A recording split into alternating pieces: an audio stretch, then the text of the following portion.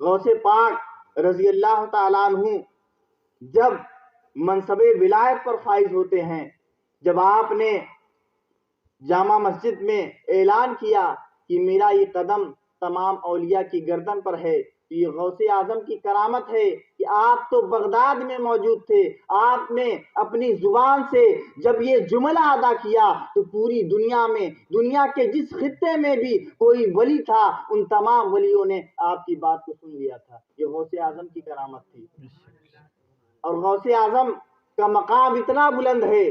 آپ کی ایک یہ بھی کرامت تھی کہ جب آپ کی مجلس لگتی تھی، آپ جب تقریر فرمایا کرتے تھے، لوگوں کو اللہ کے دین کی دعوت دیا کرتے تھے، تو اس زمانے میں جو مجمع لگتا تھا وہ لاکھوں کا مجمع لگتا تھا، کہیں 70,000، کہیں 80,000، کہیں لاکھوں لاکھ کا مجمع ہوتا تھا۔ اس زمانے میں مائک کا وجود نہیں تھا، لیکن غوث اعظم جب بیٹھ کر ممبر پر خطبہ دیا کرتے تھے تو جیسے آواز آگے والا سنتا ویسے 1,00,000 پیچھے جو آدمی بیٹھا ہوتا اس تک بھی غوث اعظم کی آواز پہنچا کرتی تھی۔ غوث اعظم جب دوران طالب علمی میں تھے تو اس زمانے کے ایک بہت بڑے بزرگ تھے، غالباً جن کا نام امام مخزومی تھا۔ امام مخزومی بہت پائے کے ولی اور محدث گزرے ہیں۔ غوث اعظم کے ساتھ ان کے 2 ساتھی اور تھے، وہ کہتے ہیں کہ چلو ہم نے فلاں شخص کا بڑا نام سنا ہے، لوگ کہتے ہیں کہ یہ بہت پہنچے ہوئے ہیں، یہ اللہ کے برگزیدہ بندے اور ولی ہیں، چلو چل کر دیکھتے ہیں۔ ایک کی نیت یہ تھی کہ ہم چل کر دیکھیں گے کہ ان کا مقام کتنا بلند ہے، دوسرا جو تھا اس کی نیت یہ تھی، اس نے اپنے علم کے مطابق اس نے جو کتابیں پڑھی تھی اس نے کئی سوالات مرتب کیے اور یہ ارادہ کیا کہ میں چل کر غوث اعظم کو ناپوں، امام مخزومی کو ناپوں گا کہ ان کے اندر کتنا علم ہے، ان سے سوال کروں گا، اگر انہوں نے میرے سوالوں کا جواب دے دیا تو میں مان جاؤں گا کہ واقعی یہ علم والے ہیں، واقعی یہ اللہ والے ہیں۔ لیکن غوث اعظم جب اس ولی کی بارگاہ میں جاتے ہیں، اپنے بزرگ کی بارگاہ میں جاتے ہیں، تو آپ کی نیت یہ نہیں تھی کہ آپ انہیں ناپنے جا رہے ہیں، آپ کی نیت یہ نہیں تھی کہ آپ ان کے علم کا امتحان لینے جا رہے ہیں، بلکہ آپ کی نیت یہ تھی کہ آپ ان سے فیض لینے جا رہے ہیں۔ جب غوث اعظم اور آپ کے ساتھی اس بزرگ کی مجلس میں پہنچتے ہیں تو اس بزرگ نے جو لڑکا سوال مرتب کر کے لایا تھا اسے آپ نے آگے بلایا اور کہا کہ اے بیٹے، تم نے کچھ سوالات مرتب کیے ہیں، تم پوچھنے کی زحمت گوارا مت کرو، میں تمہیں سوال بھی بتا دیتا ہوں، سوال کا جواب بھی بتا دیتا ہوں۔ پھر جو لڑکا ان کو ناپنے گیا تھا اس کے بارے میں بھی اس بزرگ نے بیان کر دیا اور فرمایا کہ تم لوگوں کی نیت نہیں صحیح ہے، تم لوگ کبھی فلاح نہیں پا سکتے۔ تو کتابوں میں لکھا ہے کہ وہ دونوں گمراہ ہو جاتے ہیں۔ اور غوث پاک رضی اللہ تعالیٰ عنہ اپنے بزرگوں کا اتنا ادب کیا کرتے تھے، احترام کیا کرتے تھے کہ اس بزرگ نے غوث اعظم کو دعا دی۔ اور غوث پاک ایک مرتبہ جب بغداد میں آپ کی مجلس لگی تھی، 70,000 لوگوں کا مجمع تھا، ایک اس زمانے کے بہت بڑے امام گزرے ہیں جن کا نام علامہ ابن جوزی ہے۔ علامہ ابن جوزی کا لڑکا بیان کرتا ہے کہ میرے والد اور ابو العباس بغدادی نام کے ان کے ساتھی تھے، دونوں غوث پاک کی بارگاہ میں جاتے ہیں۔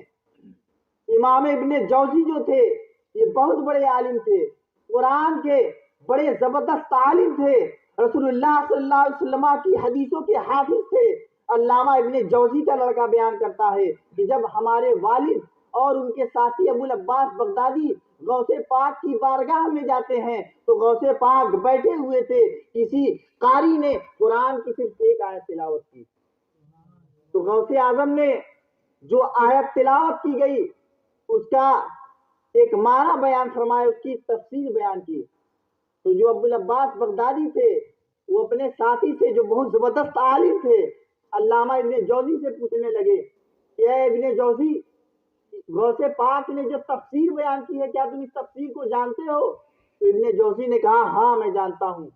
اس کے بعد پھر غوث اعظم نے اسی آیت کی دوسری تفسیر بیان کی تو ان کے ساتھی نے پوچھا کہ اے ابن جوزی، کیا تم اس تفسیر کو بھی جانتے ہو؟ ابن جوزی نے کہا ہاں میں جانتا ہوں۔ پھر تیسری تفسیر بیان کی، چوتھی تفسیر بیان کی، پانچویں تفسیر بیان کی، 10ویں تفسیر بیان کی، یہاں تک کہ جب امام نے غوث پاک نے 18 تفسیریں بیان کی تو ابن جوزی کہتے رہے کہ میں ان تمام تفسیروں کو جانتا ہوں۔ پھر اس کے بعد غوث پاک رضی اللہ تعالیٰ عنہ نے اسی ایک آیت کی 40 تفسیریں بیان کی۔ علامہ ابن جوزی حیران پریشان ہو گئے کہ میں نے اپنی زندگی کتابوں کے مطالعے میں گزار دی، میں نے پوری راتیں گزار کر تفسیر کی کتابوں کا مطالعہ کیا ہے، لیکن غوث پاک نے جو 40 تفسیریں بیان کی ہیں ان 40 تفسیروں میں سے صرف 18 تفسیروں کو میں جانتا ہوں، بقیہ تفسیروں کو میں نہیں جانتا۔ غوث پاک نے جب 40 تفسیریں بیان کر لی پھر ارشاد فرمایا کہ اے لوگوں، ابھی تک تو میں قال کی بات کر رہا تھا، بات کی بات کر رہا تھا، آؤ چلو اب میں تمہیں حال کی طرف لے کر چلتا ہوں۔ اللہ اکبر! غوث اعظم کی بات کا اتنا اثر ہوتا ہے کہ پوری مجلس میں کوہرام مچ جاتا ہے۔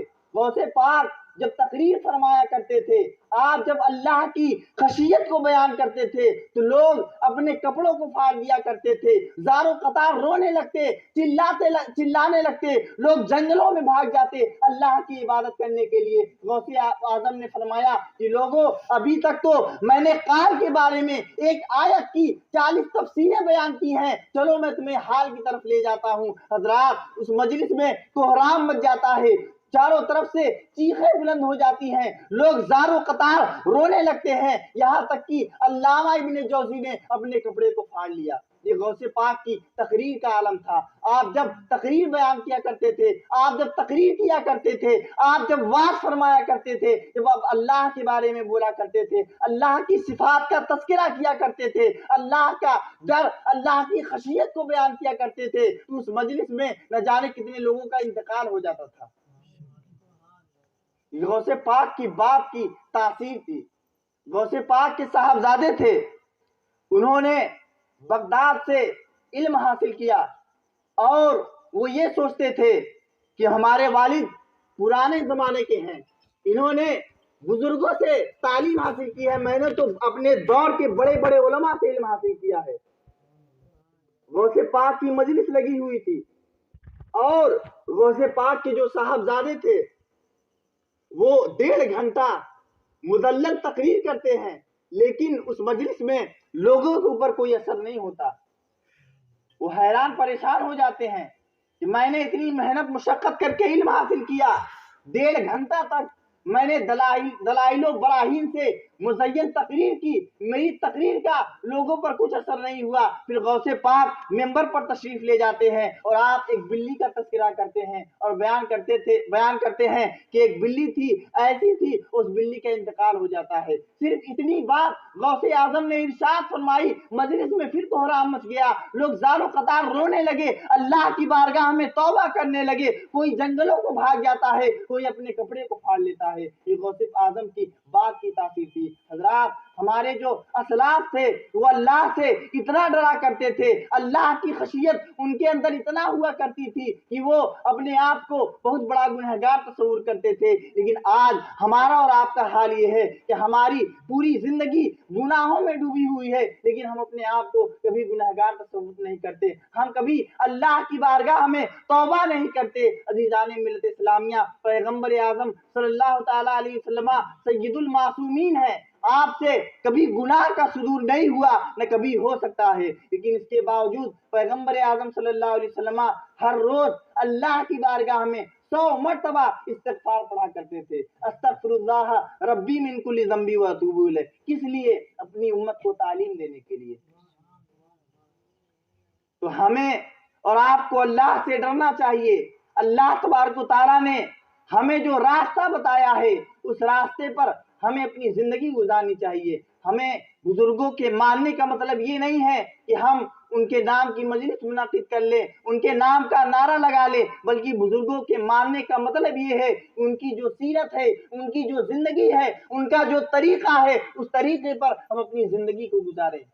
ان کا جو راستہ ہے اس راستے پہ چل کر ہم اپنی زندگی کو گزاریں۔ اللہ تبارک و تعالی ہمیں بزرگان دین کی سچی عقیدت و محبت عطا فرمائے اور ان کے راستے پر چلنے کی توفیق عطا فرمائے۔ وآخر دعوانا الحمدللہ رب العالمین۔ السلام علیکم۔ کھڑے ہو جائیے، السلام